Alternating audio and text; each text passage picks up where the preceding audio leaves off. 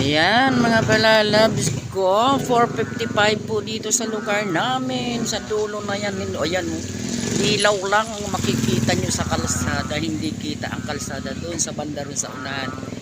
Ayun, ang pags kasi makapal. Yan.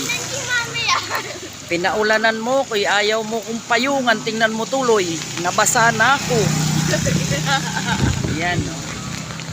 Doon din sa dulo doon, ayan, oh, malabo rin ang ano, Doon gawa din. ng sakapal ng pags dito sa lugar namin sa Sampaloc, Tanay, Rizal. Yung bilang sampalok. Ayan. Wala ka mo to. Yung category 4 yung kagabi. Ingat-ingat lang po tayo mga palalabs ko at hindi pa yata naalis si Doña Karina.